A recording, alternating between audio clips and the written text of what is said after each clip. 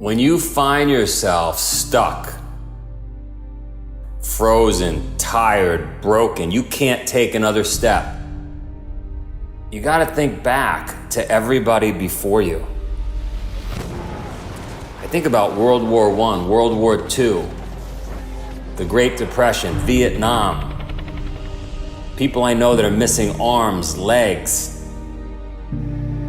I know folks that had to cut their own fingers off. We've seen movies where someone had to cut his arm off to get to safety.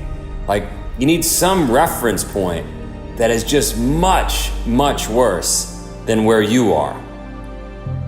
And then it puts it in perspective, and you take another 5 steps, and another 5 steps after that, right? Because when you're having that pity party in your head, and you can't move forward, there's 5 million people that have it worse than you. There's 50 million people that have it worse than you. So stop complaining, take a few steps forward, and remember, you have 8 days left in you. So I'm in Alaska, it's 30 below, my eyelashes are frozen, and I'm just in a dark place. I'm in a place where I just want water, food, and shelter. I want to go home. I can't believe I put myself out here. And I start playing the tape in my head of how great it would feel if I could just get back home. But there's not an option. There's no option. I'm in the middle of nowhere. I've got 100 miles behind me through waist-deep snow. I got 100 miles ahead of me through waist-deep snow. I have no option. It's either die right here or continue on. And I'll tell you what, dying feels pretty good right about now. I mean, it sounds ridiculous as you listen to this, but if I go back to that moment, if I go back to any moment where you're broken, mentally, physically, you can't take another step, you're in pain, you're frozen.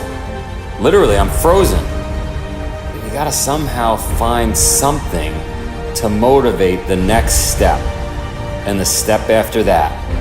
And if I could just make it, to that snowdrift over there, and then I'll figure out what to do after that. Even when you think you can't take another step, even when your mouth is dry because you haven't had water, you're eating snow, you're starving, you're burning 14,000 calories a day, you can't take another step, you have 8 more days in you. And somehow I mustered up enough strength to go 100 yards ahead, and 100 yards after that, and another 100 yards, and 8 days later, I got to the finish line.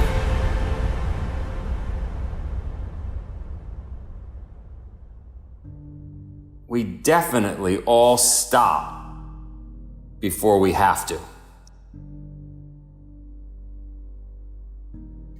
We stop because we think we have to. We don't stop because we have to.